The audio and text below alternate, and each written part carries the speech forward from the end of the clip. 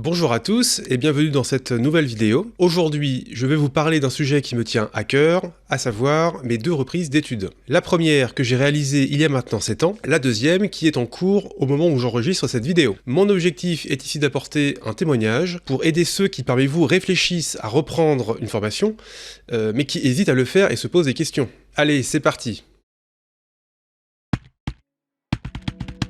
Pour commencer, je vais vous faire un résumé de mon parcours, et ce afin que vous puissiez bien comprendre les enjeux et les choix qui se sont imposés à moi au fil du temps.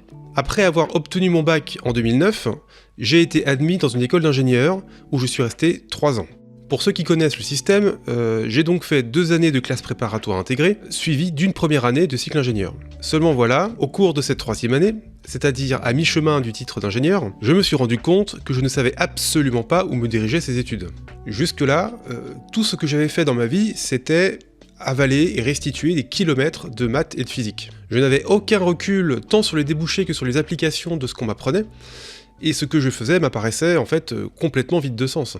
Bref, j'étais complètement paumé. Mais dans le même laps de temps, j'ai développé une passion pour la musique. Passion qui, avec le temps, est devenue dévorante, remplissant peu à peu le vide laissé par mes études.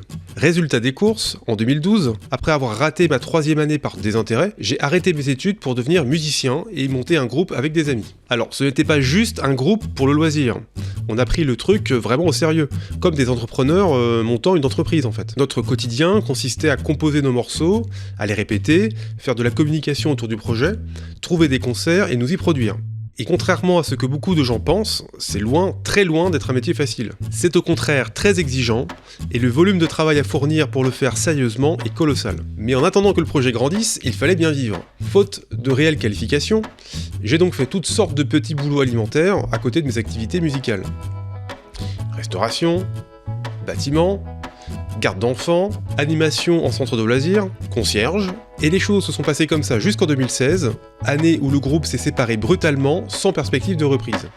Tout le travail réalisé en 4 ans s'est donc retrouvé par terre. C'est alors posé un choix.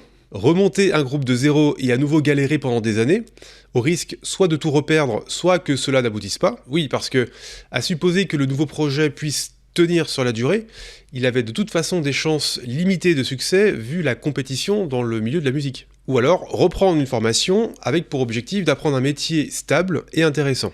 Oui, parce que quand vous arrivez à 25 ans, vous commencez à avoir envie de vous stabiliser et de vivre avec un peu plus que les 500 € par mois que peuvent vous rapporter de petits boulots temporaires payés au lance-pierre. C'est comme ça que, à 25 ans, je me suis retrouvé à faire ma première reprise d'études. Comme j'avais déjà validé 2 ans dans le supérieur, je pouvais reprendre directement en 3e année de licence, ce que j'ai fait dans un IUT en alternance. Au bout d'1 an, avec une licence professionnelle en poche, je suis donc devenu programmeur de machines et de robots industriels, le titre exact est automaticien, métier passionnant qui m'a fait toucher à une multitude de spécialités et fait voyager un peu partout en France et à l'étranger. Est-ce tout ? Eh bien non. Parce qu'avec le temps, j'ai fini par faire le tour de la question. Non pas que le milieu industriel ait perdu de son intérêt, mais j'ai commencé à me sentir à l'étroit dans ma situation de technicien. Le profil technicien, généralement, est non seulement assez spécialisé, mais est en plus cantonné à l'exploitation de solutions techniques développées par d'autres. Alors, ce n'est pas tout à fait vrai s'agissant du technicien automaticien, puisqu'il y a une part non négligeable de réflexion et de développement inhérente au métier. Mais néanmoins, pour le dire vite, le technicien est essentiellement un exécutant. Alors cela peut être assez stimulant au début, quand on découvre le milieu et que les situations et les outils rencontrés ne se ressemblent pas, mais à la longue, les récurrences finissent par se voir, les limites du statut deviennent palpables, et l'ennui arrive. C'est comme ça qu'en 2023, à 32 ans, j'ai décidé d'entreprendre ma 2e reprise d'études. Cette fois-ci pour décrocher un master, avec pour objectif d'occuper des postes d'ingénieur. Je sais ce que certains doivent se dire. Non mais attends, le gars renonce à des études d'ingénieur et il y revient 10 ans plus tard, mais quelle perte de temps! Eh bien, vous auriez tort de ne pas souligner l'apparente absurdité de ce parcours. Mais en rester là, ce serait effleurer la surface des choses et occulter tout le reste. Or, c'est précisément tout le reste qui compte. C'est l'évolution de nos idées et de nos objectifs au fil du temps. Ce sont les décisions importantes auxquelles nous sommes confrontés, avec leur lot d'hésitations et de questionnements. Ce sont les échecs, les succès de nos entreprises, et tout ça, eh bien, à moins de vivre en pilotage automatique, nous y sommes constamment confrontés. C'est la vie, quoi. Et quand j'y repense, à 20 ans, je n'étais tout simplement pas prêt à devenir ingénieur. J'étais bon en maths au lycée, et quand vous êtes bon en maths au lycée, vos profs vous poussent vers les études d'ingénieur. Et voilà, alors j'y suis allé, sans grande conviction, sans aucun recul ni véritable connaissance de ce vers quoi cela allait me mener, comme les centaines de milliers de jeunes qui chaque année doivent choisir leur orientation en fait. Moi, c'est à la 3e année de mes études que la question s'est vraiment posée, et à ce moment-là, je n'arrivais tout simplement pas à me projeter plus loin. J'ai donc arrêté, et je suis parti faire autre chose. J'en avais besoin. J'ai appris à galérer, à m'accrocher, à beaucoup travailler, à passer au-delà des échecs et des difficultés de la vie. Bref, je suis vraiment devenu adulte. Résultat, quand j'ai repris ma licence professionnelle, je l'ai abordée avec un regard neuf. J'étais intellectuellement rouillé en comparaison des autres étudiants, mais beaucoup plus motivé et surtout beaucoup plus mûr. La plupart de mes connaissances acquises en école d'ingénieur étaient poussiéreuses, il a fallu que je bosse énormément pour les restaurer, mais elles étaient toujours là. Mieux, elles prenaient du sens. Cette année d'études a été très profitable, et avec le recul, je pense que c'est en grande partie grâce à ma longue pause, sans laquelle je n'aurais pas du tout eu la même attitude. À la sortie, elle m'a donné un métier avec lequel je n'ai jamais manqué de travail, et où j'ai accumulé une expérience technique qui me servira toute ma vie.